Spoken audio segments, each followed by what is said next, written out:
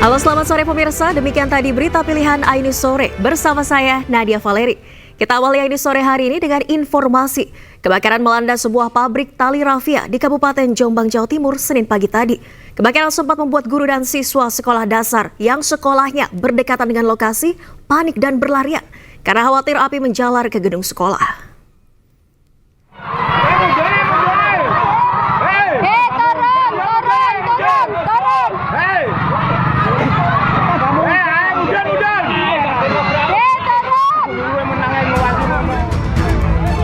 Sebuah video amatir merekam detik-detik kepanikan guru dan murid sebuah sekolah dasar di Desa Mojongapit, Kabupaten Jombang, Jawa Timur saat terjadinya kebakaran sebuah pabrik tali rafia.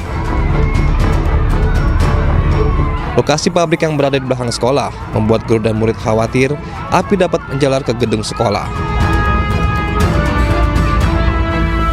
Beruntung, petugas pemadam kebakaran berhasil melokalisir api yang bergerak ke arah belakang sehingga bangunan sekolah terselamatkan. Sementara, seluruh barang-barang yang berada dalam pabrik terus terbakar dan membuat atap pabrik roboh. Petugas sempat kesulitan memadamkan api karena barang-barang yang terbakar adalah bahan plastik yang mudah terbakar.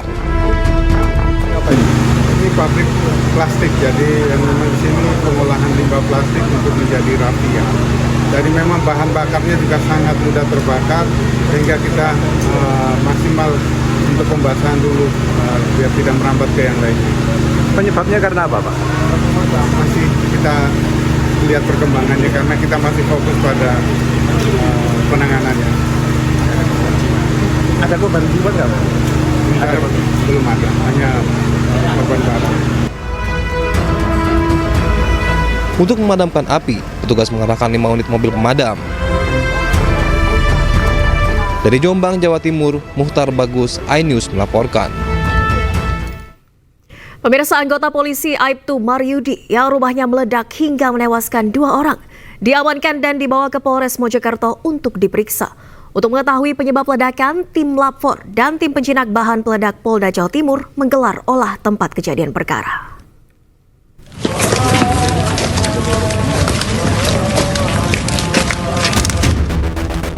Polisi masih menyelidiki penyebab ledakan yang terjadi di rumah milik salah satu anggota Babin Kamtipmas Polsek Belanggu, Kabupaten Mojokerto, Jawa Timur. Propam Polres Mojokerto langsung mengamankan pemilik rumah Aibtu Maryudi ke Polres Mojokerto untuk diperiksa.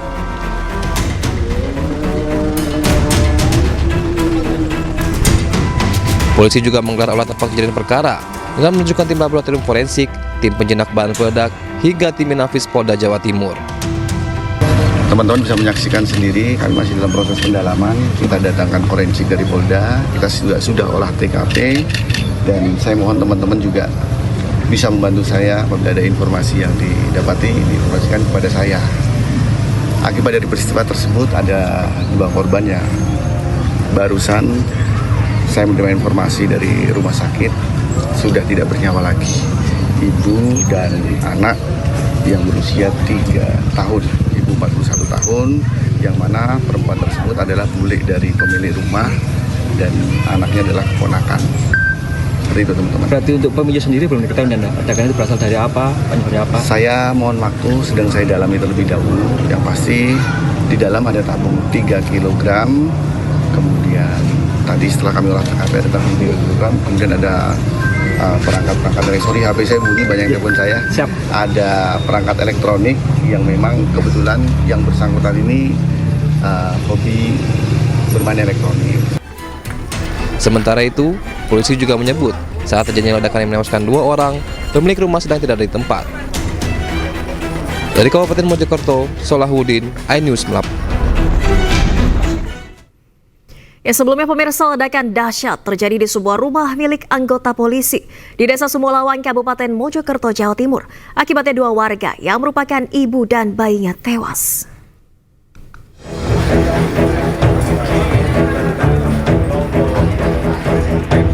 Ledakan dahsyat terjadi di sebuah rumah di Desa Sumolawang, Kecamatan Puri, Kabupaten Mojokerto, Jawa Timur, Senin pagi.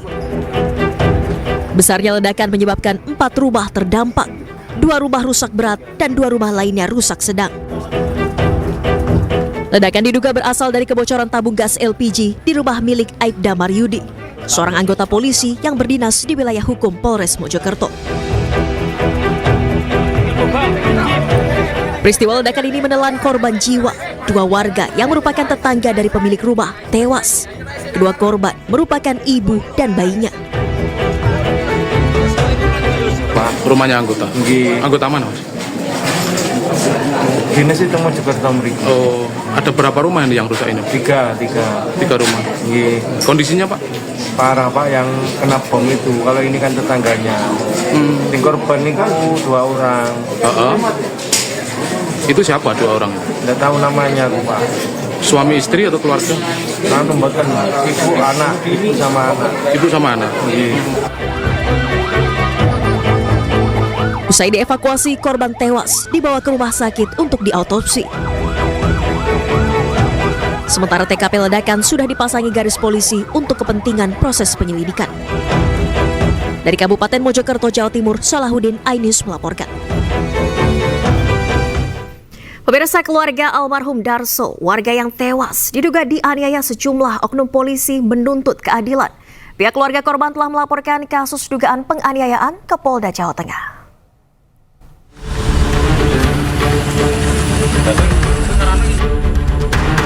Inilah lokasi yang diduga menjadi tempat penganiayaan Darso, warga Kelurahan Purwosari, Kota Semarang. Di sekitar pesawahan dan lapangan Kirdasari, Darso diduga dikeroyok oleh sejumlah oknum polisi dari Satuan Lalu Lintas Yogyakarta. Aksi penganiayaan sempat disaksikan oleh warga setempat. Warga menyebut sempat melihat sejumlah orang berpakaian preman bersama korban. Boniam, istri korban, mengaku bahwa suaminya dijemput paksa oleh para pelaku pada September 2024 lalu. Setelah beberapa jam, ia mendengar kabar suaminya dirawat di rumah sakit dan meninggal 4 hari kemudian. Istri korban sudah melaporkan kasus tersebut ke Polda Jawa Tengah dan meminta pihak berwenang untuk bersikap adil dan segera menahan para pelaku. Ya, minta pertanggungjawabannya aja, minta diproses. Diproses ya Bu. Ya. Karena sesuai amanat almarhum, mintanya diproses. Diproses ya Bu. Diproses sampai pecat atau gimana? Apa sesuai dengan aturan saja? Ya, sesuai dengan hukumnya aja.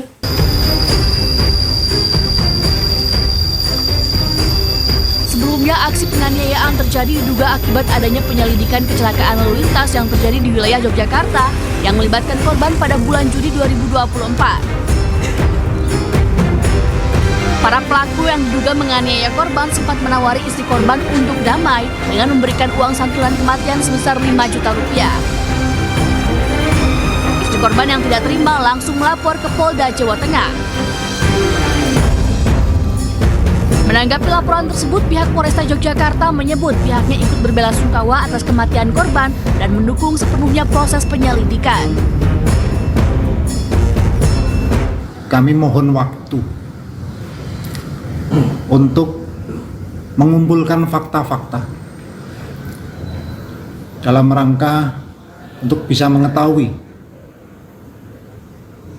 kronologis ataupun peristiwa apa yang terjadi. Polresta Yogyakarta juga menegaskan akan bekerjasama dengan Polda Jawa Tengah dalam pengungkapan kasus ini. Liputan iNews melaporkan.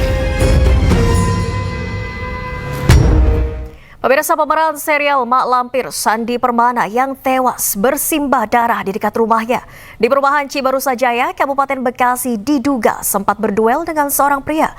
Namun polisi masih mendalami kasus ini dengan memeriksa 4 orang saksi.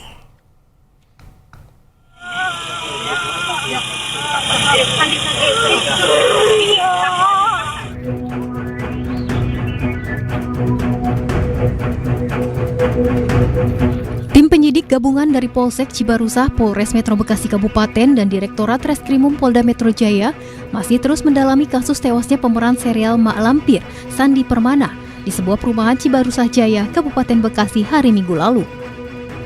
Polisi juga telah memeriksa 4 orang saksi yang merupakan istri dari orang yang berkelahi dengan korban, sekuriti perumahan, dan tetangga korban yang melihat adanya keributan antara korban dan seorang pria. Sementara hasil visum di tubuh korban terdapat luka senjata tajam di sejumlah tubuh korban. Saat ini polisi sudah mengantongi nama pelaku dan masih terus melakukan penyelidikan terkait kasus ini. Kemudian saat dilakukan olah TKP, di tubuh korban terdapat perlukaan, perlukaan di bagian kepala bagian kiri 3 cm, lebarnya 1 cm. Kemudian perlukaan di leher kiri belakang telinga, panjangnya 4 cm. Kemudian goresan sepanjang 3 cm. Dan adanya luka di pipi kiri dan juga luka robek di perut kiri. Sebelumnya, aktor laga Sandi Permana ditemukan tewas mengenaskan di dekat rumahnya di Bekasi, Jawa Barat. Sandi Permana tewas dengan luka akibat senjata tajam saat sedang mengendarai sepeda listrik. Pergian Sandi Permana meninggalkan kesedihan mendalam bagi istri dan 3 anaknya yang masih kecil. Di tempat pemakaman umum dekat rumahnya di area perumahan TNI Polri Cibarusah Jaya, Bekasi, Jawa Barat. Tim Liputan iNews melaporkan. Sidang perdana pra-peradilan status tersangka Sekjen PDI Perjuangan Hasto Kristianto akan digelar pada Selasa 21 Januari mendatang. Informasi selengkapnya akan kami hadirkan usai jeda, tetaplah di iNews.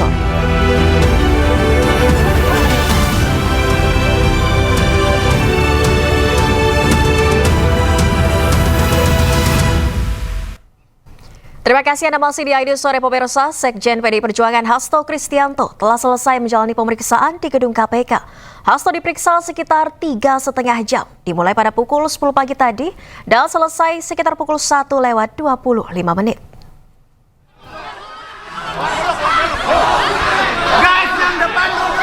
Usai pemeriksaan, Hasto keluar gedung KPK didampingi kuasa hukumnya Magdir Ismail. Hasto tidak mengeluarkan sepatah kata pun kepada awak media. Hasto diperiksa terkait kasus dugaan suap Harun Masiku dan perintangan penyidikan.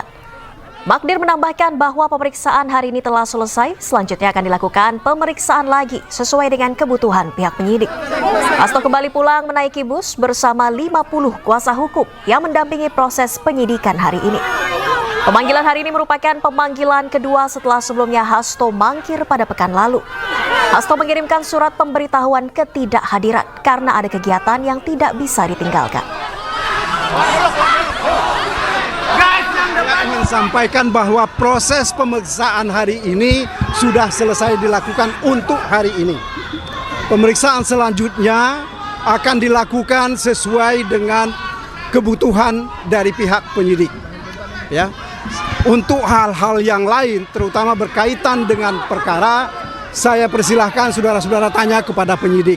Karena inilah kesepakatan kami dengan penyidik, bahwa kami hanya menyampaikan Pak Hasto pada hari ini diperiksa untuk 2 perkara, yaitu perkara suap dan yang kedua adalah perkara menghalang-halangi penyidikan.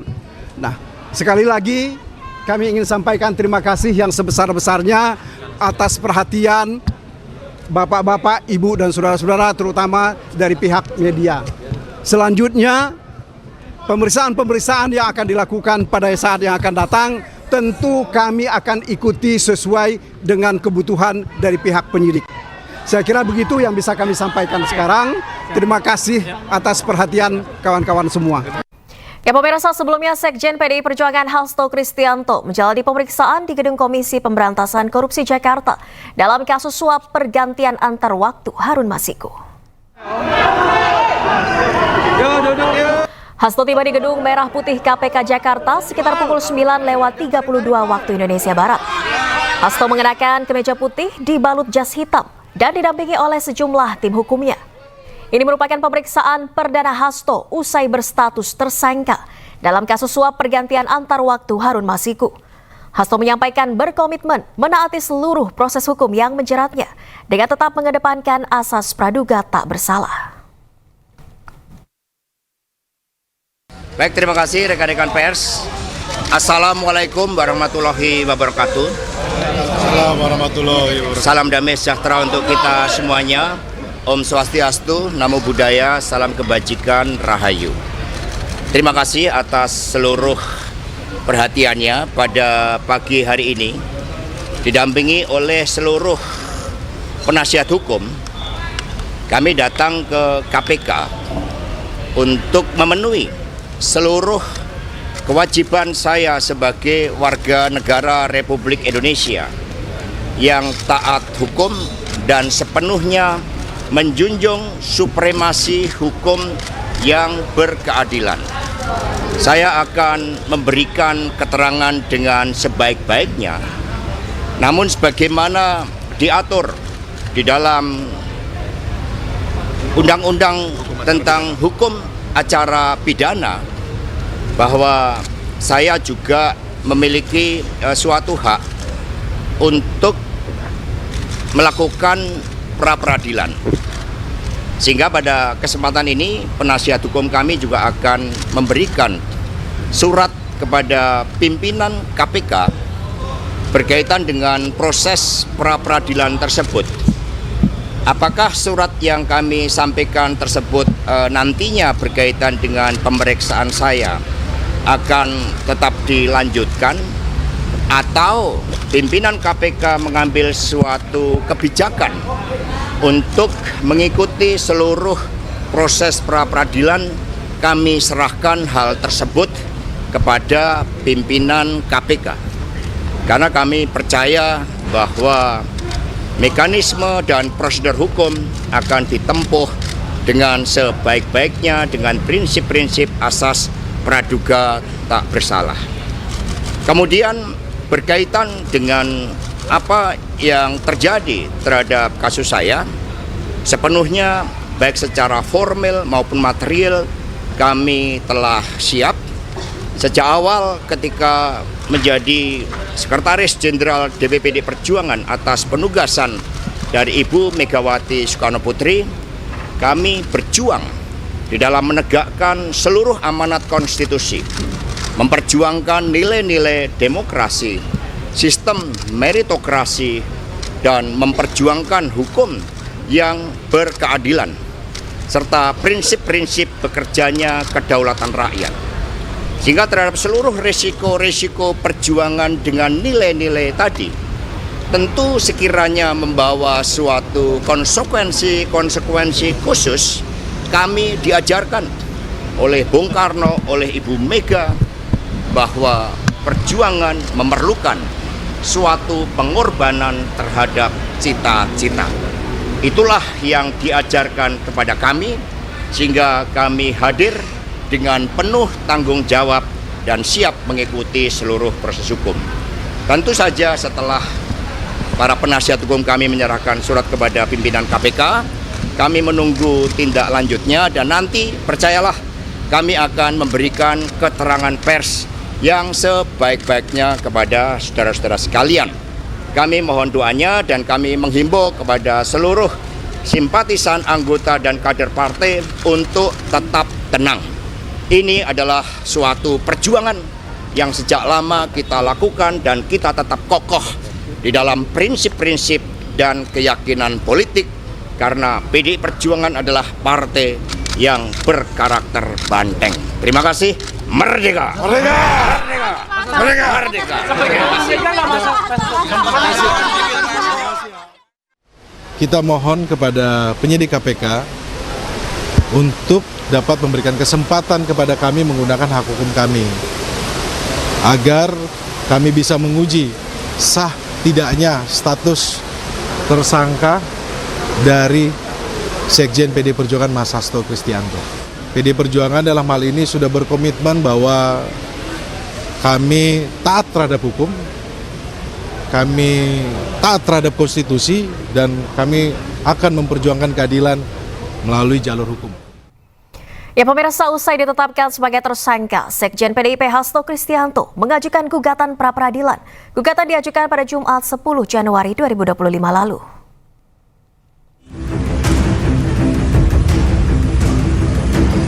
Usai ditetapkan sebagai tersangka, Sekjen PDI Perjuangan Hasto Kristianto mengajukan gugatan pra-peradilan. Gugatan pra-peradilan Hasto Kristianto diajukan ke Pengadilan Negeri Jakarta Selatan pada Jumat 10 Januari 2025. langkah hukum kita belum bicara ke situ. Tentunya tadi kita sudah sampaikan di awal bahwa kita mengajukan pra-peradilan. Kita minta agar diberikan waktu agar kita bisa uji sah tidaknya status tersangka dari Mas Hasto Kristianto. Gugatan ini dibenarkan oleh Humas Pengadilan Negeri Jakarta Selatan Juyamto. Nantinya Juyamto akan memimpin langsung sidang ini sebagai hakim tunggal. Sementara sidang perdana akan digelar pada Selasa 21 Januari 2025. Ya memang benar bahwa pada hari ini Jumat tanggal 10 Januari 2025 Pengadilan Negeri Jakarta Selatan telah menerima permohonan pra-peradilan dari pemohon Hasto Kristianto dan diregister dengan nomor perkara 5 Pitpra 2025 PN Jakarta Selatan. Oleh Ketua Pengadilan telah ditunjuk hakim tunggal, yaitu saya sendiri Juyamto SMH, dan tentu telah menetapkan hari sidang yang pertama yaitu tanggal 21 Januari, hari Selasa. Sebelumnya KPK menetapkan Sekjen PDI Perjuangan Hasto Kristianto sebagai tersangka dalam kasus dugaan korupsi berupa suap pergantian antar waktu anggota DPR RI periode 2019-2024. Kasus korupsi tersebut juga menyeret Harun Masiku sebagai tersangka, namun sampai sekarang Harun Masiku masih buron. Dari Jakarta, Helmi Sajangbati, iNews melaporkan. Sementara usai memeriksa Hasto Kristianto, pemirsa, KPK melalui juru bicaranya Tessa Mahardika menyebut KPK tidak melakukan penahanan Hasto karena tim penyidik KPK masih membutuhkan waktu untuk memeriksa beberapa saksi yang hingga kini masih belum memenuhi panggilan tim penyidik KPK. Hasil koordinasi saya dengan penyidik,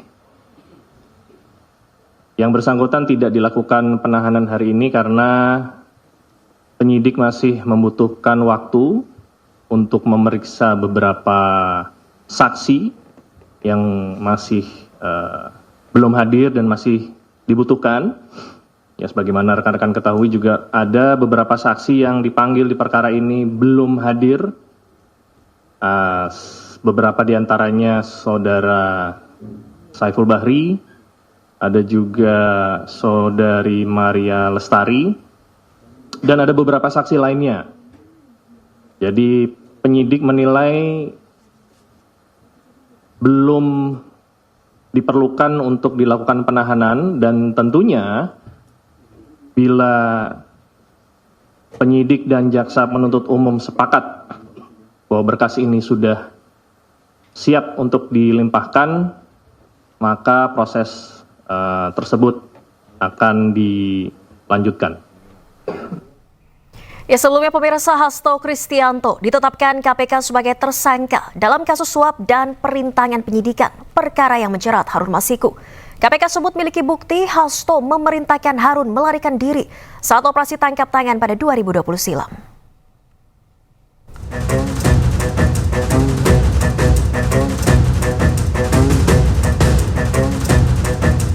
KPK menetapkan Sekjen PDI Perjuangan Hasto Kristianto sebagai tersangka dalam kasus suap bersama Harun Masiku.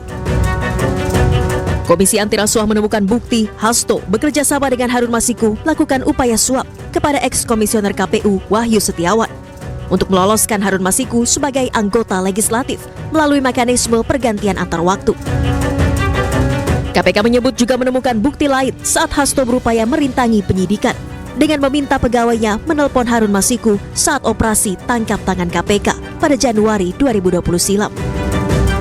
Hasto disebut memerintahkan Harun Masiku merendam ponselnya ke dalam air dan segera melarikan diri.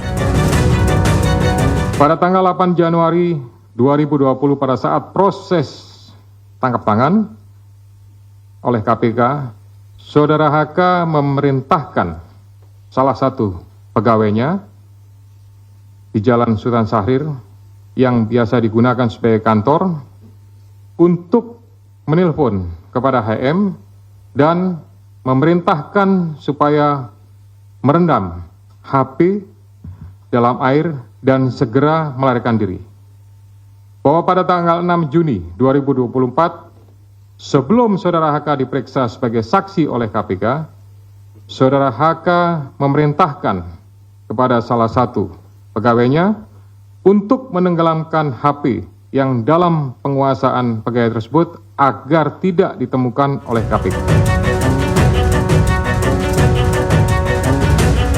Kasus suap Harun Masiku menjadi salah satu episode panjang dalam sejarah hukum Indonesia. Pada Desember 2024, Harun Masiku genap 5 tahun sebagai buronan. Kasus suap Harun Masiku berawal saat upaya menggantikan Nazarudin Kemas, anggota DPR RI terpilih yang meninggal sebelum dilantik. Pada 2 Desember 2019, Harun Masiku diduga melakukan upaya suap kepada Komisioner KPU Wahyu Setiawan untuk memuluskan langkahnya. Namun pada 8 Januari 2020, KPK melakukan operasi tangkap tangan dan menangkap Komisioner KPU Wahyu Setiawan. Sementara Harun Masiku kabur dan menjadi buronan internasional.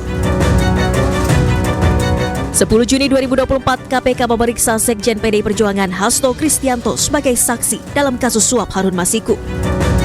Hasto kemudian ditetapkan sebagai tersangka pada Selasa 24 Desember 2024. Tim Liputan iNews melaporkan. Pelatih baru Timnas Indonesia Patrick Kluivert mendatangi Stadion Utama Gelora Bung Karno, Jakarta untuk meninjau markas Timnas Indonesia. Informasi selengkapnya akan kami hadirkan usai jeda, tetaplah di iNews Sore.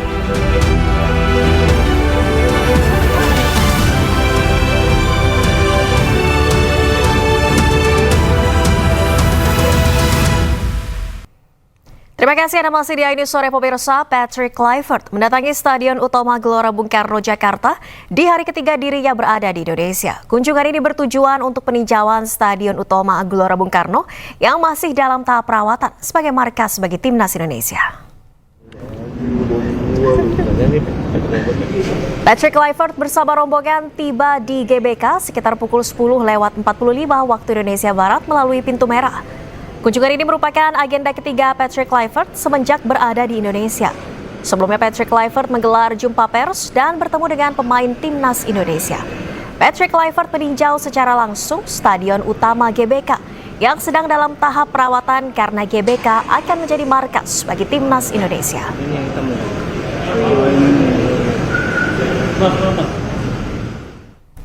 Dan pemirsa, usai meninjau Stadion GBK Jakarta, pelatih Timnas Indonesia teranyar Patrick Kluivert bertemu dengan Menteri Pemuda dan Olahraga di kantor Kemenpora Jakarta siang tadi. Menteri Pemuda dan Olahraga Dito Aryo Tejo menyebut pertemuan singkat berdurasi hingga 40 menit membahas sejumlah hal termasuk rencana Kluivert bepergian ke sejumlah kota untuk memantau potensi dan talenta pemain-pemain lokal. Usai bertemu Menpora, Kluivert langsung meninggalkan kantor Kemenpora untuk memantau Timnas U20 yang tengah menjalani pemusatan latihan di Stadion Madia GBK.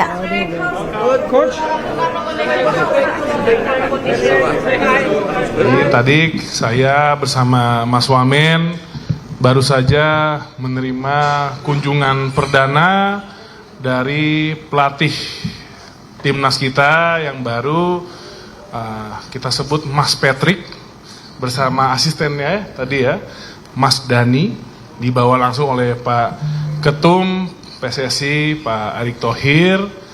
Tadi di atas kami berdiskusi panjang lebar dan juga antusiasmenya dari tim kepelatihan yang baru saja hadir di Indonesia, dan yang paling saya bahagia dan mendengarnya adalah dari Coach Patrick dan juga Coach Dani.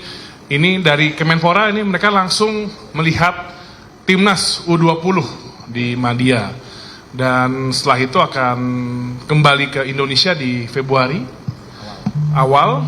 Dan di Februari akan mengunjungi beberapa kota untuk melihat potensi-potensi talenta dari atlet-atlet nasional kita dan atlet di daerah kita. Jadi beliau sangat semangat bagaimana bisa memaksimalkan ini scouting dan juga pembinaan atlet nasional, dan juga tadi juga cerita tadi malam sudah makan malam bersama 5 atlet nasional kita, dan suasananya sangat kekeluargaan. Dan saya rasa dari saya berdiskusi dan berinteraksi dengan Coach Patrick dan Denny, aura dan juga optimismenya sangat positif. Jadi ini semoga bisa membawakan progres yang lebih baik lagi untuk tim nasional kita. Mungkin dari tentu banyak PR yang harus dilakukan oleh tim kepelatihan. Ya, salah satunya tadi disampaikan sama Pak Menpora, mereka juga terus men-scouting para pemain lokal. Salah satunya U20 yang hari ini sedang latihan di Stadion Madia bersama Coach Indra Safri. Dan mereka juga akan kembali lagi di awal Februari untuk memastikan juga memantau para pemain tim nasional yang bermain di klubnya masing-masing. Ya, kalau tidak salah 8 Februari itu ada pertandingan Dewa dan Persija, di mana 5 pemain tim nasional ada di 3 di Persija, 2 di Dewa. Ingin dipantau langsung, sekalian melihat juga infrastruktur dan juga pemain-pemain potensi lainnya, seperti yang memang Patrick juga tadi pagi melihat juga mengenai GBK, mengenai fitness center semua, dan juga pada makan siang tadi saya mendampingin pertemuan dengan tim manajemen tim nasional. Jadi bukan tim kepelatihan tapi supporting system tim nasional. Karena kan ada beberapa pembicaraan misal. Ya, pemirsa, pelatih kepala Patrick Kluivert akan dibantu 2 asistennya yang memiliki karir kepelatihan panjang, yakni Alex Pastoor dan Danny Lanzat untuk timnas Indonesia.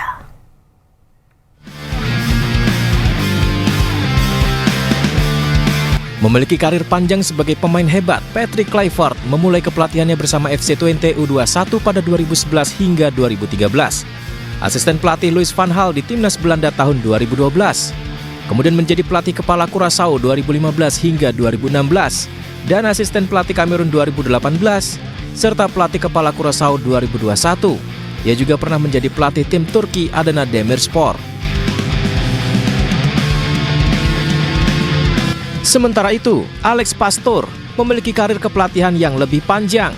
Memulai kepelatihannya dari 2002, ia melatih klub amatir AFC 34, kemudian 2009-2011 Excelsior.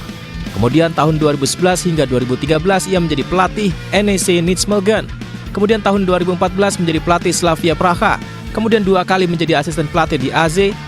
Tahun 2015 hingga 2017 di Sparta Rotterdam. Melatih SCR Altach di 2019 dan berhasil membawa Almere City promosi untuk pertama kalinya ke kasta teratas Liga Belanda Eredivisie pada 2022 hingga 2023. Alex Pastoor juga kerap diminta menjadi komentator serta pengamat sepak bola di stasiun TV di Belanda, membahas pertandingan-pertandingan besar sepak bola Eropa. Kemudian Danny Lanzat mengawali karir kepelatihannya dengan menjadi asisten pelatih di Jong AZ di tahun 2015-2016. Ia juga melatih tim junior AZ di 2016 hingga 2017. Lanzat banyak menjadi asisten pelatih, seperti tahun 2018 hingga 2019 ia menjadi asisten pelatih di Feyenoord, kemudian 2019 hingga 2020 di Al Ittihad, 2021 hingga 2022 menjadi asisten pelatih di klub Willem II, dan juga kembali menjadi asisten pelatih di Al Tawon dan Lech Poznan. Mampukah trio Belanda membawa Garuda Indonesia terbang tinggi?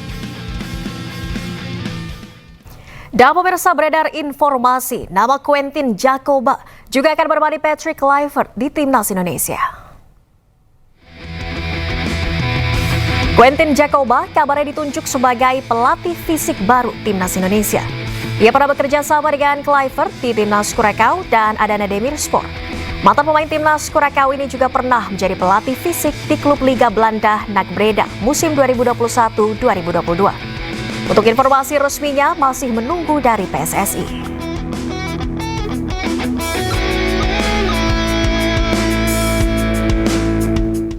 Dan pemirsa, apakah racikan trio Belanda untuk timnas Indonesia mampu membawa Garuda terbang lebih tinggi?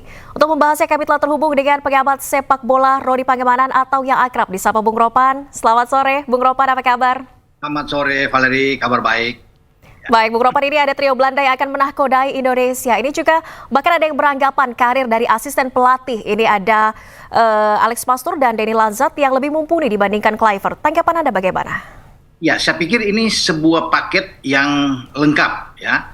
Artinya Kluivert memang kalau lihat dari CV-nya kurang begitu mentereng, ya. Tetapi dia dibantu oleh dua sekondan dia, dua asisten pelatih yang luar biasa. Dan pembagian tugas itu pun jelas. Dani Lansat akan mendampingi Kluivert di lapangan, sementara untuk analisis taktik, strategi permainan itu ada di Alex Pastoor. Dia punya pengalaman yang lebih bagus. Kalau lihat dari CV, Alex Pastoor itu bahkan mungkin di media-media Belanda mengatakan dia lebih pantas menjadi pelatih kepala Indonesia dibandingkan dengan seorang Patrick Kluivert. Tetapi dia lebih memilih setelah istirahat dari Almere kemarin, setelah 2,5 tahun dia dapat di sana, dia ingin seperti yang job saat ini di Tim Nasional Indonesia. Jadi dia akan menjadi pemikir dan juga akan membantu Kluivert. Ya, ini penting kalau bisa dikatakan karena dialah yang menjadi otak untuk bisa Kluivert berdiskusi apa yang harus dilakukan, taktik seperti apa, dia yang menganalisis ini. Nah, baru diterapkan oleh Patrick Kluivert yang juga diberikan waktu buat dia untuk bisa menyejukkan ya agar ruang ganti locker room ini menjadi kondusif. Itu yang paling penting. Jadi, kalau saya lihat ini memang paket yang bagus dengan pembagian tugas, mereka saling mendukung untuk seorang pelatih kepala Patrick Kluivert agar ini sukses karena kan tujuan golnya itu ada lolos di Piala Dunia. Itu yang diberikan oleh PSSI termasuk oleh Ketua Umum Pak Erik. Ini pekerjaan yang tidak mudah, tidak gampang, penuh resiko, tetapi mereka ambil ya. Dan kalau melihat dari kedatangan sosok Patrick Kluivert, dia datang dengan ya boleh dibilang auranya positif ya. Dia senyum, punya wibawa, saling menyapa orang-orang. Jadi ini sudah hal yang bagus dan kalau lihat dari agenda-agenda dia untuk ke depan, ini yang tidak dilakukan oleh pelatih sebelumnya. Ya katakan STY di sini. Dia nantinya akan bertemu dengan pemilik klub, dengan pelatih-pelatih klub. Ya di bulan depan itu dia banyak agenda-agenda untuk bisa menyatukan satu visi yang baik bagi tim nasional. Kemarin sudah dengan pemain-pemain dia bertemu. Jadi ini bagus, pelatih seperti ini bagus, dia membuka kesempatan kepada semua pihak untuk bisa saling diskusi yang baik demi kebaikan untuk tim nasional. Begitu, Valeri. Oke, Bung Ropan, ini ramai juga di media sosial. Kalau menurut netizen begitu, Alex Pastoor nampaknya akan menjadi juru taktik, sementara Kluivert akan dimaksimalkan dari sisi kepemimpinannya. Kalau analisa Bung Ropan seperti apa? Ya, saya pikir itu yang saya bilang tadi kan, dari segi taktik itu ada sehingga dia tidak terlalu banyak berpikir, ya, karena itu diserahkan kepada dua asisten, tetapi dia juga nantinya akan menyaring ketika ada masukan dari Alex Pastoor harus begini, karena Alex Pastoor itu akan bertugas untuk 4 pertandingan ke depan menganalisis ya kekurangan kelebihan dari pemain-pemain kita, juga kelebihan dan kekurangan dari pemain Australia karena kan Sydney yang kita akan lawan pada tanggal 20 Maret. Kemudian Bahrain tanggal 25 sampai di bulan Juni ada Cina dan Jepang. Jadi ini 4 pertandingan yang krusial. Namun saya melihat pertandingan di Sydney ini yang menjadi penentu buat kita. Kalau kita dapat poin di sana minimal 1 saja imbang, itu sudah bagus sesuai dengan target dari Patrick Kluivert kemarin berbicara di hadapan publik, di hadapan wartawan, media, bahwa dia 4 poin ini di bulan Maret. Artinya, kalau bicara 4 poin, 1 poin itu dia dapat imbang di Sydney melawan Australia, dan 3 poin menjadi mutlak harga mati di GBK melawan Bahrain. Kalau itu dia dapat, saya pikir pintu untuk menuju Piala Dunia sudah di depan mata, terbuka buat kita. Begitu. Jadi kalau kita bisa melihat dengan keberadaan Patrick Kluivert, dan kemudian dibantu oleh 2 asisten ini, yang Pastoor akan coba untuk melihat semua ya kemampuan pemain-pemain kita, kelebihan lawan, kekurangan lawan, dan dia akan berikan masukan yang akan harus dijalankan oleh Patrick Kluivert ya. Dan Kluivert ini memang seorang yang diandalkan untuk bisa menjadi jembatan soal komunikasi yang agak dirasakan kurang sebelumnya. Itulah tugas dia, memotivasi tim ya, memberikan semangat tentunya, mendinginkan di ruang ganti agar semua begitu masuk lapangan itu dengan kepala tegak, ya, penuh percaya diri. Ini penting untuk ini, karena melatih mental mereka untuk menghadapi pertandingan itu dengan rasa percaya diri yang tinggi, optimis. Itu yang akan dilakukan oleh seorang Patrick Kluivert. Begitu, Valeri. Oke, Bung Ropan, ini kan juga digadang-gadang Patrick Kluivert alih-alih strategi bertahan akan menerapkan total football. Tapi kita juga menghadapi pertandingan krusial. Kita akan melawan Australia, melawan Jepang. Ini masih mungkin diterapkan, Bung Ropan?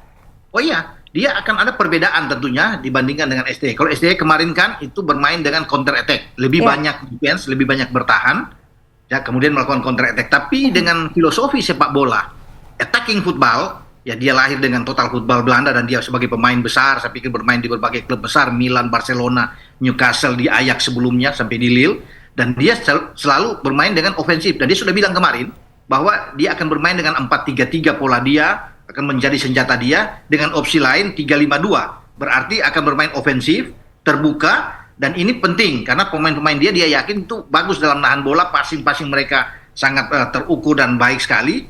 Dan itu yang mereka harus lakukan. Tidak boleh banyak bertahan. Merebut bola sebaik mungkin, kemudian menguasai bola dengan baik. Ball position yang saya utamakan. Begitu dia bilang. Ini penting untuk kita memenangkan pertandingan. Dan menarik untuk kita saksikan. Kalau kita tim nasional kita bermain dengan sepak bola menyerang. Karena itu kan anak-anak diaspora yang banyak dari Belanda. Kecuali Jordi Amat dan Elkan Bagot ini. Itu terbiasa dengan bermain attacking football. Dan Kluivert tahu. Kemudian sebelum ke Indonesia kan dia sudah telepon satu-satu. Jadi ini luar biasa. Dia sudah melakukan pendekatan dengan pemain-pemain diaspora kita. Sampai pada tadi malam dia melakukan pendekatan dengan pemain-pemain kita. Ada 5 pemain kan, Rizky dan kawan-kawan. Jadi ini suatu awal yang bagus. Yang dia datang untuk bisa, tujuannya adalah bagaimana membuat pemain-pemain itu bisa lebih dekat dengan pelatih. Tidak ada jarak ya dengan pelatih. Dan dia memberikan rasa percaya diri kepada semua pemain. Bahwa bantu saya ya untuk bisa membawa timnas ini lolos ke Piala Dunia. Bukan cuma pemain, bahkan publik Indonesia dia minta untuk membantu mendukung timnas. Begitu, Valeri. Iya, Bung Ropan, tapi ini kan waktu yang singkat, 2 bulan saja menuju laga tandang kita melawan Australia. Dan ini juga Patrick Kluivert masih melakukan pendekatan, masih melihat satu persatu kualitas, kapasitas, dan juga level dari masing-masing pemain begitu. Apakah waktu 2 bulan ini cukup menurut Anda untuk beradaptasi, untuk menumbuhkan chemistry dengan pemain? Ya, banyak yang mengatakan ini terlalu singkat, tapi saya pikir, saya yakin dengan Patrick Kluivert. Karena kan pemain-pemain diaspora ini sebagian besar yang menghuni tim nasional kita, itu sudah pemain-pemain yang jadi, siap untuk dipakai. Dan dia tahu kualitas dari pemain-pemain itu. Tinggal sekarang bagaimana dia mencari chemistry itu yang sama dengan pemain-pemain lokal. Sehingga ada keseimbangan di sini, makanya tugas dia akan balik, dia bilang pada bulan Februari itu, untuk berkunjung ke berbagai tempat, berbagai kota, dan lihat pertandingan-pertandingan yang ada di Liga 1, karena dia butuh pemain-pemain lokal yang bagus sesuai dengan keinginan dia. Nah ini kan tidak dilakukan juga oleh STY yang tidak banyak berkunjung ke pertandingan-pertandingan Liga 1 sebelumnya. Dan bagus buat dia, karena dia ingin bertemu dengan pelatih-pelatih di mana mereka yang mengusulkan untuk bisa melepas pemain-pemain nasional, misalnya di Persija, di Persebaya, di Dewa United, Bali United. Nah, dia perlu itu, Persib Bandung, untuk bisa bagaimana bertemu, bertukar pikiran dengan pelatih-pelatih, owner dari klub-klub itu, sehingga dia bisa mendapatkan masukan yang baik untuk dia pakai di tim nasional. Jadi saya pikir kalau bicara dengan waktu yang ini, nggak dia tahu, dia profesional sekali. Dan dia akan berjuang habis-habisan tentunya dengan waktu yang ada saat ini untuk memaksimalkan sehingga kita bisa mencapai performa terbaik menghadapi Australia. Oke, Bung Ropan, ini ada pernyataan juga yang menarik pada saat konferensi pers Patrick Kluivert kemarin. Dia menegaskan pemain lokal ini disebut sebagai jantung timnas Indonesia. Apakah ini artinya Marcelino yang kemarin disebut sebagai salah satu pemain lokal favorit Patrick Kluivert, kemudian Pratama Arhan, Rizky Ridho, ini posisinya akan aman di timnas? Ya, saya pikir kalau dia senang dengan Marcelino, karena mungkin dia menyaksikan 2 gol Marcelino ke gawang Arab Saudi yang membuka harapan kita untuk bisa bersaing di grup C Piala Dunia zona Asia. Jadi saya pikir akan tersedia bagi Marcelino paling tidak di starting 11 itu dia akan menempatkan 2 pemain paling tidak ya, ada Rizky Ridho di belakang dan juga ada Marcelino ya. Tidak akan mungkin semua dia akan pakai, walaupun sebenarnya dia bermain dengan diaspora juga 11 pemain bisa. Karena ketersediaan itu ada, tapi dia akan memilih untuk menempatkan juga pemain-pemain kita, Marcelino dan Rizky Ridho. Makanya juga dia ingin berjalan melihat pemain-pemain lain yang mungkin yang bisa dia pakai sini, karena dia tidak mau mengkotak-kotakan ya, ada beda-beda ya. Jadi dia mau sama pemain lokal itu dan diaspora itu sama. Karena semua tujuannya ini untuk Indonesia. Kalian semua Indonesia dan berjuang buat tim nasional Indonesia. Karena dia kan cuma dikontrak 2 tahun dengan opsi perpanjangan 2 tahun. Jadi memang sempit dia punya waktu untuk bisa berpikir untuk mendapatkan kerangka tim yang baik dan memaksimalkan 4 pertandingan ke depan dengan tujuan untuk bisa lolos ke Piala Dunia. Jadi itu yang dia lakukan saat ini. Begitu, Valeri. Baik, semoga ini dengan kehadiran Patrick Kluivert dan 2 asisten pelatih dengan karir yang mumpuni bisa membuat kita lolos di Piala Dunia Zona Asia 2026. Terima kasih banyak Bung Ropan telah berbagi perspektifnya, telah berbagi di Ini Sore. Sehat selalu, salam sepak bola. Salam sepak bola ya. Dan pemirsa, jangan kemana-mana, Ini Sore akan dilanjutkan oleh rekan Kevin Pakan. Halo Kevin, ada informasi apa lagi usai jeda? Ya, halo, selamat sore Valri dan pemirsa. Informasi usai jeda terkait dengan Menko PMK Pratikno ini meninjau langsung program makan bergizi gratis di sekolah luar biasa di Cahaya Jaya. Informasi lengkapnya usai jeda. Tetaplah di Ainus Sore.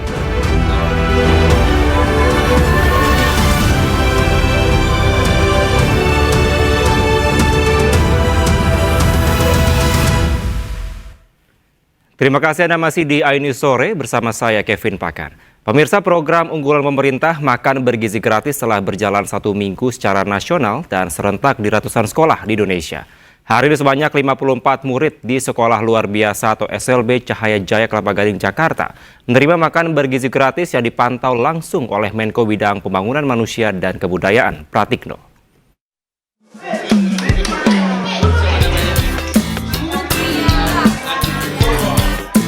...54 murid dari Sekolah Luar Biasa B dan C Cahaya Jaya di Kelurahan Pegangsaan 2, Kecamatan Kelapa Gading, Jakarta menerima paket makan bergizi gratis yang merupakan program unggulan pemerintah.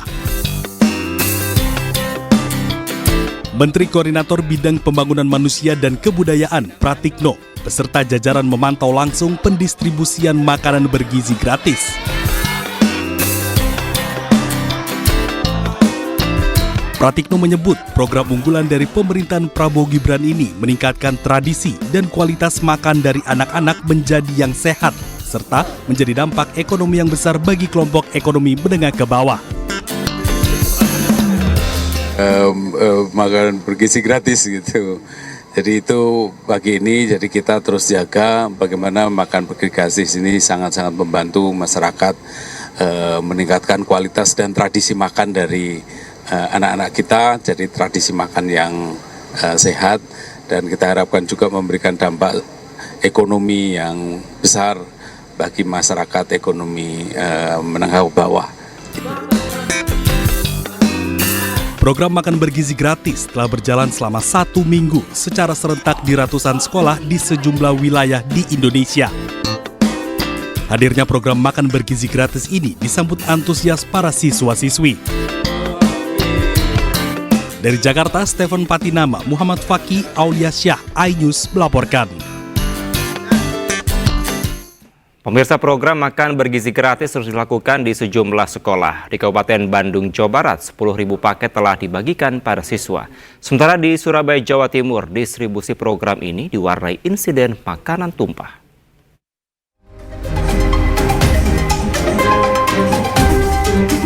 Forum Koordinasi Pimpinan Daerah Kabupaten Bandung mendatangi 2 sekolah di Kecamatan Ranca Ekek, Kabupaten Bandung untuk memantau distribusi makanan bergizi gratis bagi seluruh peserta didik. Ada 10.200 paket makanan dari 5 dapur umum telah dibuat oleh Satuan Pelayanan Pemenuhan Gizi Kabupaten Bandung. Anak-anak antusias menyantap menu makanan yang disajikan, yaitu ayam goreng, sayur wortel, tempe goreng, nasi, buah jeruk, serta susu UHT. Di tempat lain itu juga ada kurang lebih 3.000 sampai 1.700. Jadi total yang hari ini di Kabupaten Bandung itu ada sekitar 10.200 yang sudah dilaksanakan distribusi. Begitu kegiatannya. Itu Pak tiap hari Pak? Ini dilaksanakan tiap hari, waktu sekolah mulai hari Senin sampai dengan hari Jumat. Untuk waktunya menyesuaikan, di mana waktu itu mulai dari pagi kita kasih anak-anak yang PAUD, kita kasih. Setelah itu baru nanti menjelang agak siang, mungkin jam 10 itu SD, nanti SMA jam-jam 11. Jadi dibagi waktunya sesuai dengan jam sekolah. Sementara itu, insiden makanan makan bergizi gratis tumpah terjadi saat pelaksanaan program di Sekolah Madrasah Aliyah Negeri Surabaya. Tumpahnya makanan ini karena putusnya tali pengikat wadah makanan. Meski sempat terjadi insiden, namun tetap tidak mengganggu jalannya program makan bergizi gratis. Bahkan siswa maupun pihak Kementerian Agama Surabaya mengapresiasi gelaran program makan bergizi gratis ini.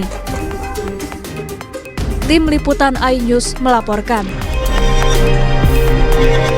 Pemirsa, program makan bergizi gratis mendapatkan dukungan dari Jepang. Perdana Menteri Jepang pun tegaskan akan bekerja sama dengan pemerintahan Prabowo untuk menjalankan makan bergizi gratis di Indonesia.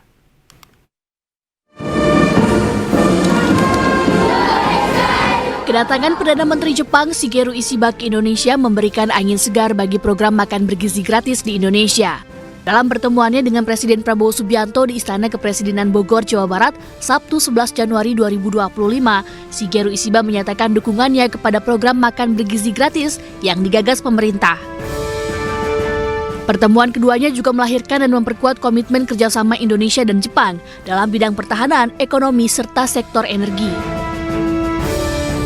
Dan mereka juga berminat untuk bantu di bidang makan bergizi karena mereka pun punya pengalaman di bidang itu sudah 80 tahun.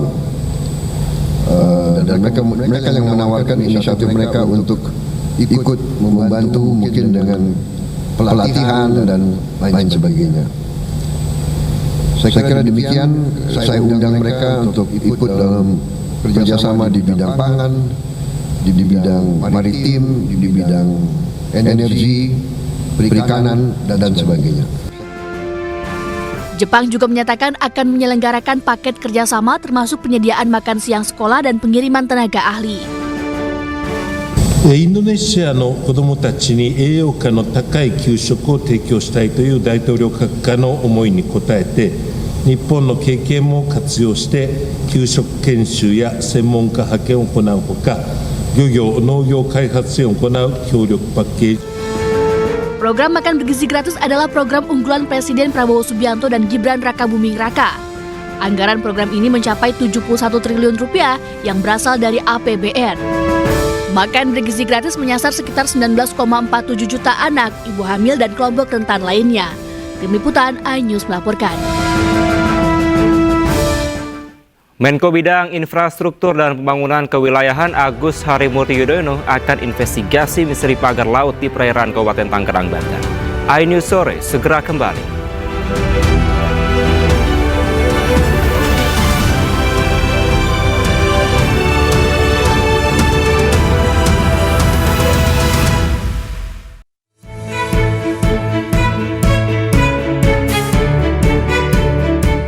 Kesepakatan mengenai biaya penyelenggaraan ibadah haji untuk tahun 2025 dirumuskan dalam rapat kerja Kementerian Agama bersama Komisi 8 DPR pada 6 Januari 2025. Dalam rapat kerja tersebut menyepakati turunnya biaya penyelenggaraan ibadah haji tahun 2025. Kebijakan ini mendapat apresiasi dari Partai Perindo.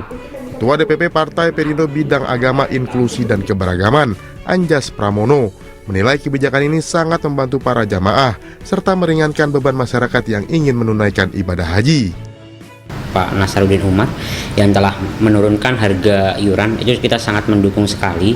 Justru kita sangat mensupport sekali apa keputusan yang telah diberikan Kementerian Agama. Artinya apa? Bahwa selama ini dari 2022 sampai 2024 kenaikan biaya haji ini kan signifikan sekali. Kemudian pada periode beliau, di tahun pertama beliau langsung menurunkan harga iuran itu sangat luar biasa sekali. Dilansir dari informasi resmi Kementerian Agama, biaya penyelenggaraan ibadah haji tahun 2025 ditetapkan sebesar Rp89.410.000, turun sekitar Rp4 juta dari tahun 2024, yakni sebesar Rp93.410.000. Sementara itu, biaya perjalanan ibadah haji 2025 atau BPIH 2025 juga turun menjadi Rp55.400.000, di mana sebelumnya sebesar Rp56 juta. Dari Jakarta, Rizky Ihwal dan Di Bernadi iNews melaporkan. Pemirsa, Menteri Koordinator Bidang Infrastruktur dan Pembangunan Kewilayahan Agus Harimurti Yudhoyono akan investigasi misteri pagar laut di perairan Kabupaten Tangerang, Banten.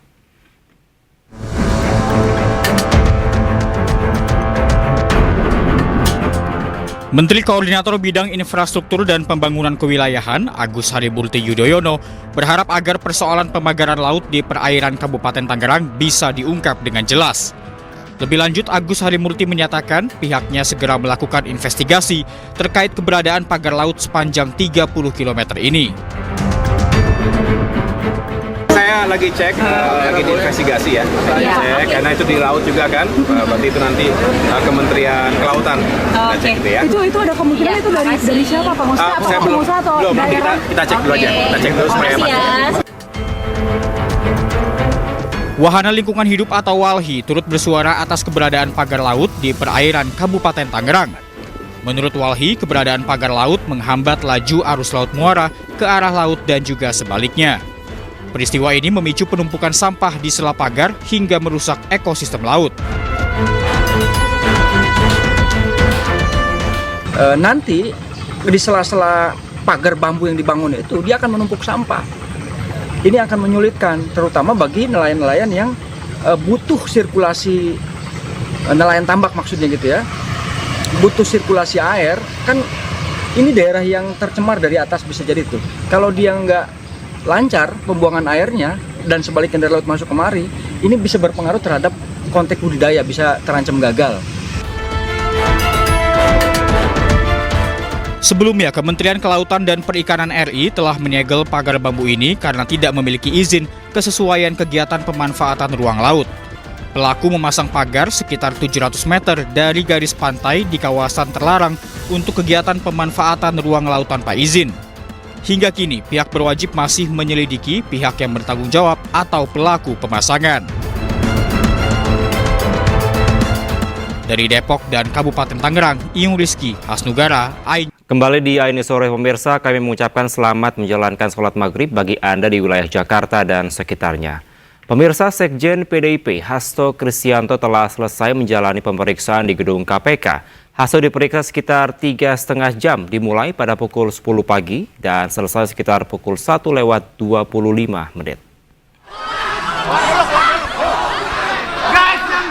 Usai pemeriksaan, Hasto keluar gedung KPK didampingi kuasa hukumnya Magdir Ismail. Hasto tidak mengeluarkan sepatah kata pun kepada awak media. Hasto diperiksa terkait kasus dugaan suap Harun Masiku dan perintangan penyidikan. Magdir menambahkan bahwa pemeriksaan hari ini telah selesai. Selanjutnya akan dilakukan pemeriksaan kembali sesuai dengan kebutuhan pihak penyidik. Hasto kembali pulang menaiki bus bersama 50 kuasa hukum yang mendampingi proses penyidikan hari ini. Pemanggilan hari ini merupakan pemanggilan yang kedua setelah sebelumnya Hasto mangkir pada pekan lalu. Hasto mengirimkan surat pemberitahuan ketidakhadiran karena ada kegiatan yang tidak bisa ditinggalkan. Saya ingin sampaikan bahwa proses pemeriksaan hari ini sudah selesai dilakukan untuk hari ini. Pemeriksaan selanjutnya akan dilakukan sesuai dengan kebutuhan dari pihak penyidik. Ya. Untuk hal-hal yang lain, terutama berkaitan dengan perkara, saya persilahkan saudara-saudara tanya kepada penyidik. Karena inilah kesepakatan kami dengan penyidik, bahwa kami hanya menyampaikan Pak Hasto pada hari ini diperiksa untuk 2 perkara, yaitu perkara suap dan yang kedua adalah perkara menghalang-halangi penyidikan. Nah, sekali lagi kami ingin sampaikan terima kasih yang sebesar-besarnya atas perhatian Bapak-bapak, Ibu dan saudara-saudara terutama dari pihak media. Selanjutnya, pemeriksaan-pemeriksaan yang akan dilakukan pada saat yang akan datang tentu kami akan ikuti sesuai dengan kebutuhan dari pihak penyidik. Saya kira begitu yang bisa kami sampaikan sekarang. Terima kasih atas perhatian kawan-kawan semua. Sebelumnya pemirsa, Sekjen PDI Perjuangan Hasto Kristianto menjalani pemeriksaan di gedung Komisi Pemberantasan Korupsi Jakarta dalam kasus suap pergantian antar waktu Harun Masiku. Hasto tiba di Gedung Merah Putih KPK sekitar pukul 9:32 waktu Indonesia Barat. Hasto mengenakan kemeja putih dibalut jas hitam dan didampingi oleh sejumlah tim hukumnya. Ini merupakan pemeriksaan perdana Hasto usai berstatus tersangka dalam kasus suap pergantian antar waktu Harun Masiku. Hasto menyampaikan berkomitmen untuk menaati seluruh proses hukum yang menjeratnya dengan tetap mengedepankan asas praduga tak bersalah. Baik, terima kasih rekan-rekan pers. Assalamualaikum warahmatullahi wabarakatuh. Assalamualaikum warahmatullahi wabarakatuh. Salam damai sejahtera untuk kita semuanya. Om Swastiastu, Namo Buddhaya, salam kebajikan, Rahayu. Terima kasih atas seluruh perhatiannya pada pagi hari ini. Didampingi oleh seluruh penasihat hukum, kami datang ke KPK untuk memenuhi seluruh kewajiban saya sebagai warga negara Republik Indonesia yang taat hukum dan sepenuhnya menjunjung supremasi hukum yang berkeadilan. Saya akan memberikan keterangan dengan sebaik-baiknya, namun sebagaimana diatur di dalam Undang-Undang tentang Hukum Acara Pidana, bahwa saya juga memiliki suatu hak untuk melakukan pra-peradilan. Sehingga pada kesempatan ini penasihat hukum kami juga akan memberikan surat kepada pimpinan KPK berkaitan dengan proses pra-peradilan tersebut. Apakah surat yang kami sampaikan tersebut nantinya berkaitan dengan pemeriksaan saya akan tetap dilanjutkan, atau pimpinan KPK mengambil suatu kebijakan untuk mengikuti seluruh proses pra-peradilan? Kami serahkan hal tersebut kepada pimpinan KPK, karena kami percaya bahwa mekanisme dan prosedur hukum akan ditempuh dengan sebaik-baiknya dengan prinsip-prinsip asas praduga tak bersalah. Kemudian berkaitan dengan apa yang terjadi terhadap kasus saya, sepenuhnya baik secara formal maupun material kami telah siap.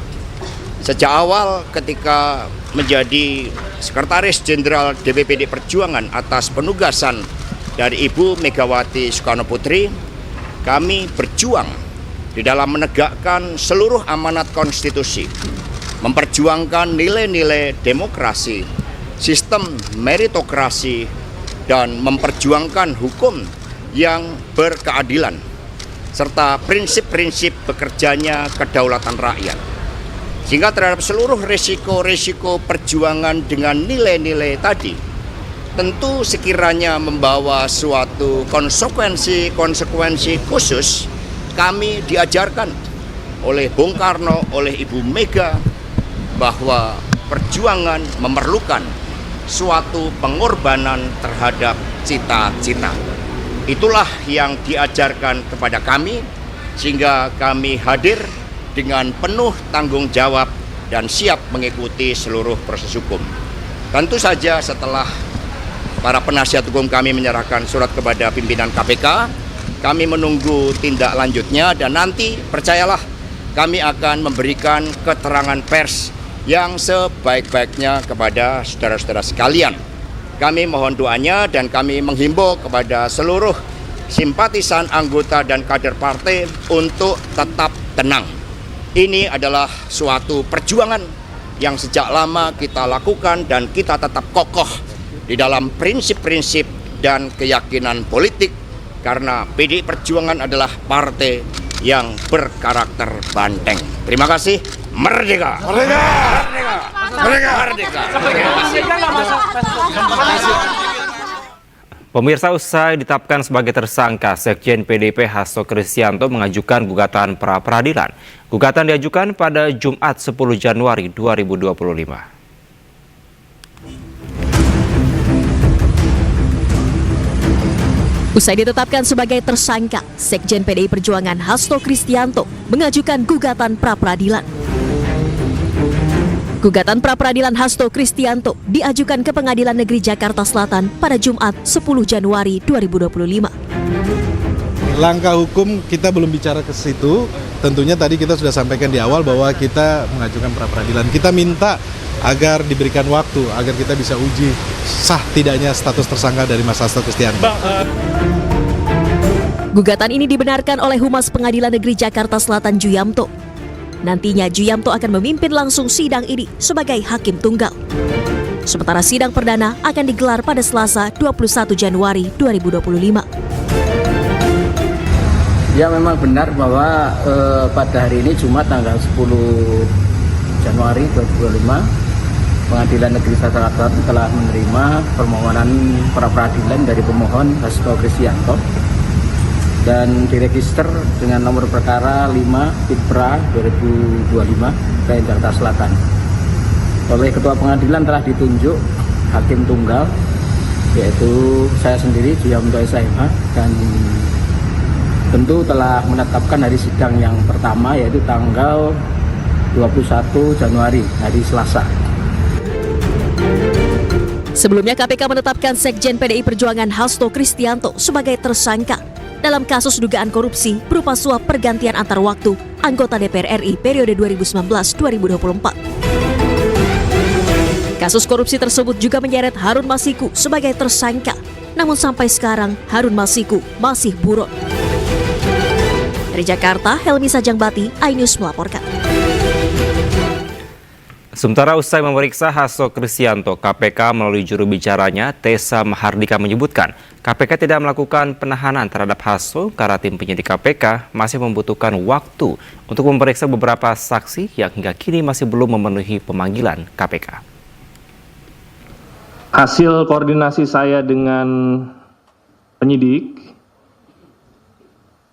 yang bersangkutan tidak dilakukan penahanan hari ini karena penyidik masih membutuhkan waktu untuk memeriksa beberapa saksi yang masih belum hadir dan masih dibutuhkan. Ya, sebagaimana rekan-rekan ketahui juga ada beberapa saksi yang dipanggil di perkara ini belum hadir. Beberapa diantaranya Saudara Saiful Bahri, ada juga Saudari Maria Lestari, dan ada beberapa saksi lainnya.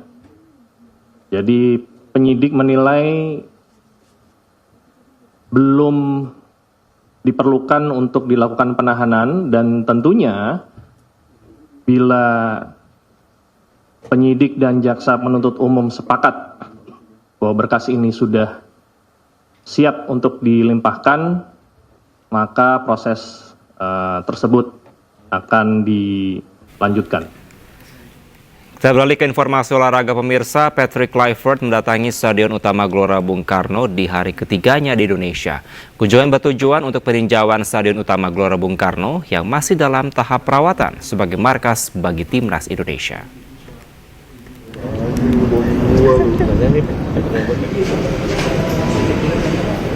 Patrick Kluivert bersama dengan rombongan tiba di GBK sekitar pukul 10:45 waktu Indonesia Barat melalui pintu merah.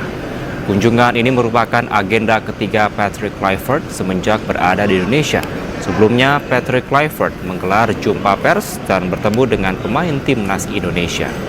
Patrick Kluivert meninjau secara langsung Stadion Utama GBK yang sedang dalam tahap perawatan, karena GBK akan menjadi markas bagi timnas Indonesia.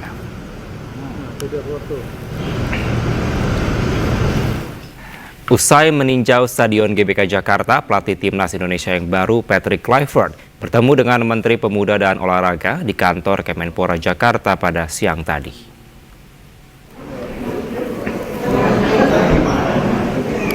Menteri Pemuda dan Olahraga Dito Aryo Tejo menyebutkan pertemuan singkat berdurasi hingga 40 menit membahas sejumlah hal termasuk rencana Kluivert berpergian ke sejumlah kota untuk memantau potensi dan talenta pemain-pemain lokal.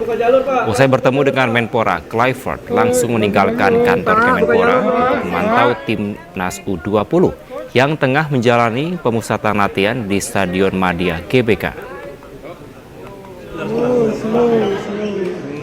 Jadi tadi saya bersama Mas Wamen baru saja menerima kunjungan perdana dari pelatih timnas kita yang baru, kita sebut Mas Patrick, bersama asistennya tadi ya, Mas Dani, dibawa langsung oleh Pak Ketum PSSI, Pak Erick Thohir.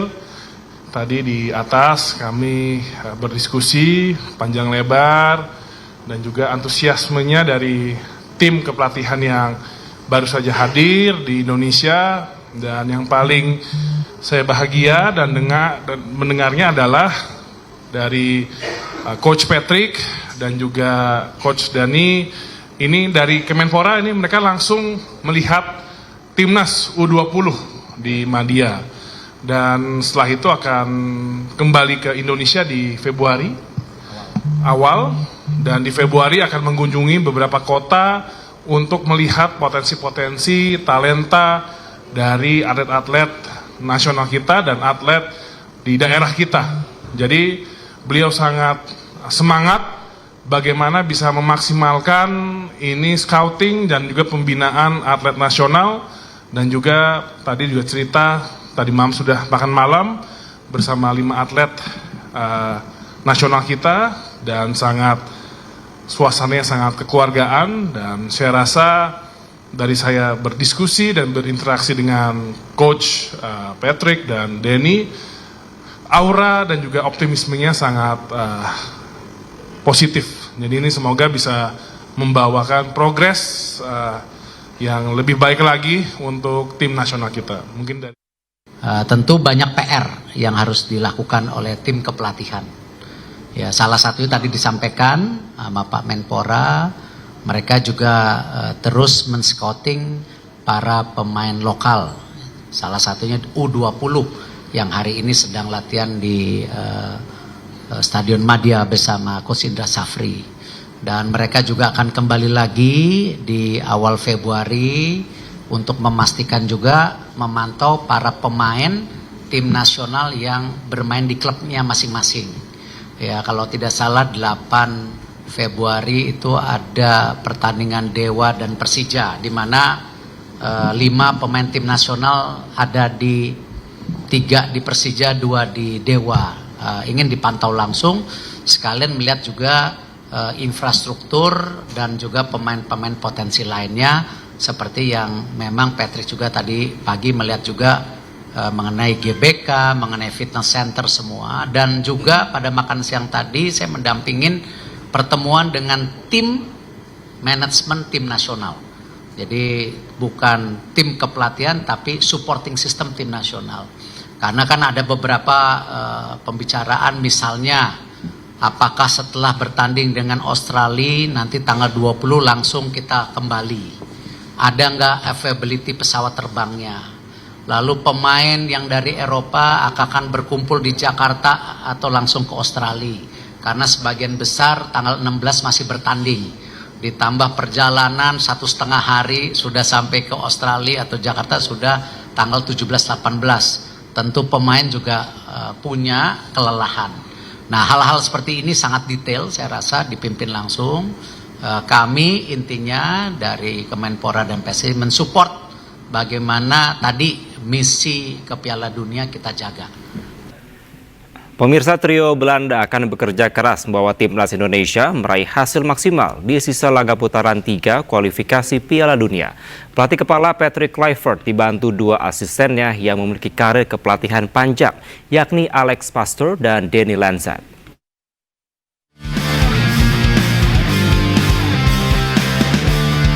Memiliki karir panjang sebagai pemain hebat, Patrick Kluivert memulai kepelatihannya bersama FC Twente U21 pada 2011 hingga 2013. Asisten pelatih Louis van Gaal di timnas Belanda tahun 2012. Kemudian menjadi pelatih kepala Curaçao 2015 hingga 2016 dan asisten pelatih Kamerun 2018 serta pelatih kepala Curaçao 2021. Ia juga pernah menjadi pelatih tim Turki Adana Demirspor. Sementara itu, Alex Pastoor memiliki karir kepelatihan yang lebih panjang. Memulai kepelatihannya dari 2002, ia melatih klub amatir AFC 34, kemudian 2009-2011 Excelsior. Kemudian tahun 2011 hingga 2013 ia menjadi pelatih NEC Nijmegen. Kemudian tahun 2014 menjadi pelatih Slavia Praha. Kemudian 2 kali menjadi asisten pelatih di AZ. Tahun 2015 hingga 2017 di Sparta Rotterdam. Melatih SCR Altach di 2019 dan berhasil membawa Almere City promosi untuk pertama kalinya ke kasta teratas Liga Belanda Eredivisie pada 2022 hingga 2023. Alex Pastoor juga kerap diminta menjadi komentator serta pengamat sepak bola di stasiun TV di Belanda, membahas pertandingan-pertandingan besar sepak bola Eropa.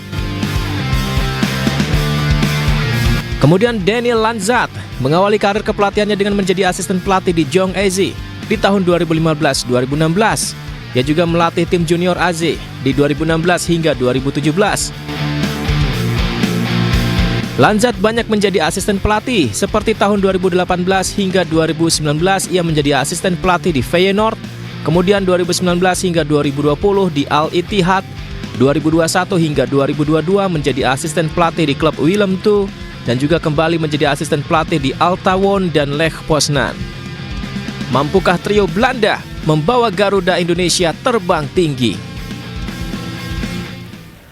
Pemirsa, beredar informasi nama Quentin Džekoba juga akan menemani Patrick Kluivert di Timnas Indonesia.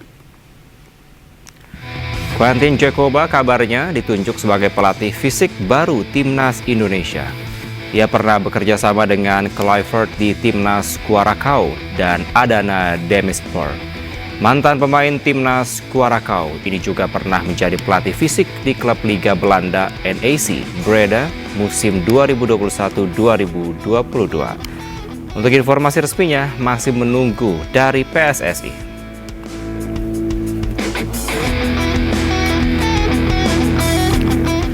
"28 warga Gaza tewas akibat serangan pasukan Zionis Israel yang mengebom permukiman warga dan posko pengungsian. iNews Sore segera kembali.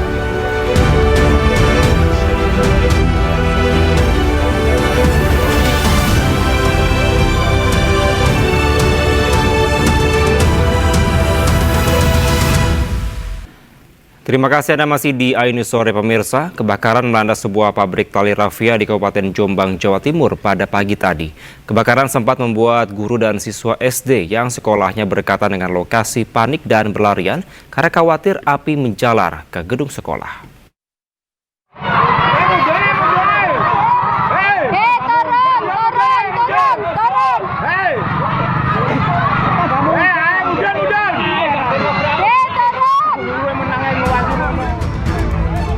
Sebuah video amatir merekam detik-detik kepanikan guru dan murid sebuah sekolah dasar di Desa Mojongapit, Kabupaten Jombang, Jawa Timur saat terjadinya kebakaran sebuah pabrik tali rafia.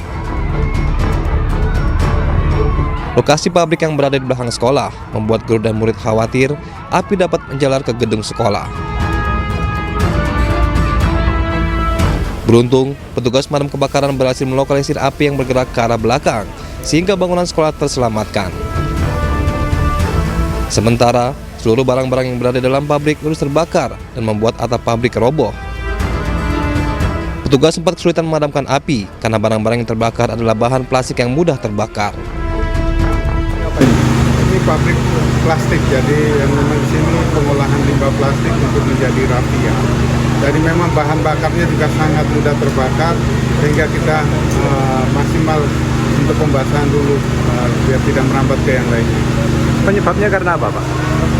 Masih kita lihat perkembangannya karena kita masih fokus pada penanganannya. Ada korban jiwa nggak, Pak? Belum ada, hanya korban baru. Untuk memadamkan api, petugas mengerahkan 5 unit mobil pemadam.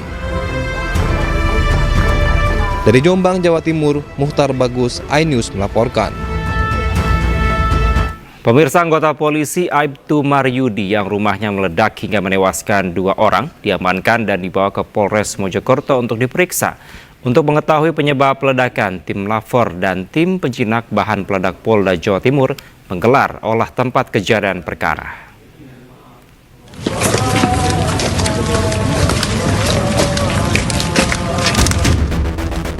Polisi masih menyelidiki penyebab ledakan yang terjadi di rumah milik salah satu anggota Babin Kamtipmas Polsek Belanggu, Kabupaten Mojokerto, Jawa Timur. Propam Polres Mojokerto langsung mengamankan pemilik rumah Aibtu Maryudi ke Polres Mojokerto untuk diperiksa.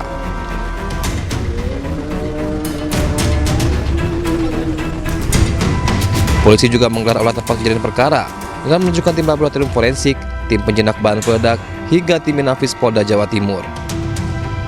Teman-teman bisa menyaksikan sendiri, kami masih dalam proses pendalaman. Kita datangkan forensik dari Polda, kita sudah olah TKP, dan saya mohon teman-teman juga bisa membantu saya apabila ada informasi yang didapati, diinformasikan kepada saya. Akibat dari peristiwa tersebut ada 2 korban yang barusan saya menerima informasi dari rumah sakit sudah tidak bernyawa lagi. Ibu dan anak yang berusia 3 tahun. 41 tahun yang mana perempuan tersebut adalah bule dari pemilik rumah dan anaknya adalah keponakan. Seperti itu teman-teman. Berarti untuk pemilik sendiri belum diketahui ledakan itu berasal dari apa, penyebabnya apa? Saya mohon waktu, sedang saya dalami terlebih dahulu. Yang pasti di dalam ada tabung 3 kg, kemudian tadi setelah kami olah TKP ada tabung 3 kg, kemudian ada perangkat elektronik, HP saya bunyi, banyak yang telepon saya. Siap. Ada perangkat elektronik yang memang kebetulan yang bersangkutan ini hobi bermain elektronik. Sementara itu, polisi juga menyebut saat terjadinya ledakan yang menewaskan 2 orang, pemilik rumah sedang tidak ada di tempat. Dari Kabupaten Mojokerto, Solahuddin, iNews melaporkan. Pemirsa, ledakan dahsyat terjadi di sebuah rumah milik anggota polisi di Desa Sumolawang, Kabupaten Mojokerto, Jawa Timur. Akibatnya 2 warga yang merupakan ibu dan bayinya tewas.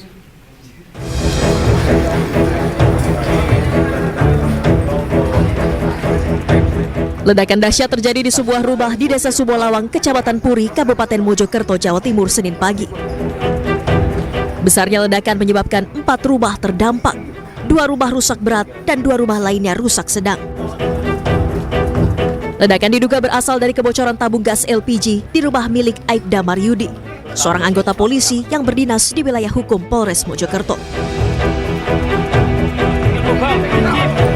Peristiwa ledakan ini menelan korban jiwa.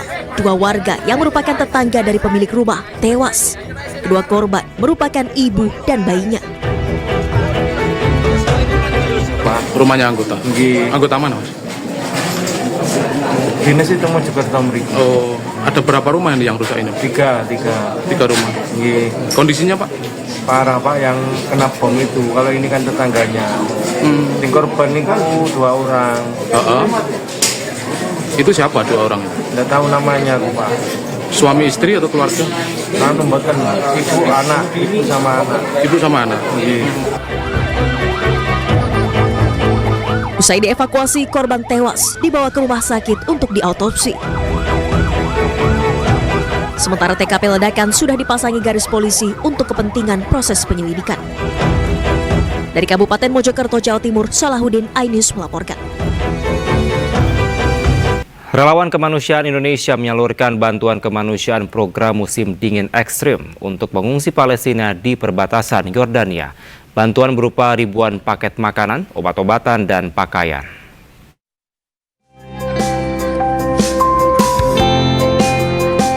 Sejumlah relawan Indonesia menyalurkan bantuan kemanusiaan program musim dingin ekstrim untuk pengungsi Palestina di perbatasan Yordania. Bantuan ini berasal dari masyarakat Indonesia untuk para pengungsi Palestina korban kekejaman Zionis Israel. Bantuan yang disalurkan terdiri dari ribuan paket makanan, selimut, obat-obatan, dan pakaian. Alhamdulillah hari ini kami relawan Indonesia yang berada di Jordania membagikan paket bahan pangan untuk saudara-saudara kita Palestina dalam program musim dingin di tahun 2025. Terima kasih atas bantuan seluruh rakyat Indonesia. Mudah-mudahan kita dukung terus saudara-saudara kita Palestina sampai berkat. Sekali lagi terima kasih Indonesia. Barakallahu fikum. Wassalamualaikum warahmatullahi wabarakatuh. Banyak pengungsi Palestina yang jatuh sakit dan meninggal dunia dalam pengungsian. Dalam cuaca ekstrim, mereka jauh dari kenyamanan dan kehangatan. Kini para pengungsi masih membutuhkan bantuan dan berharap bisa segera kembali mendapatkan kehidupan yang layak dan merdeka.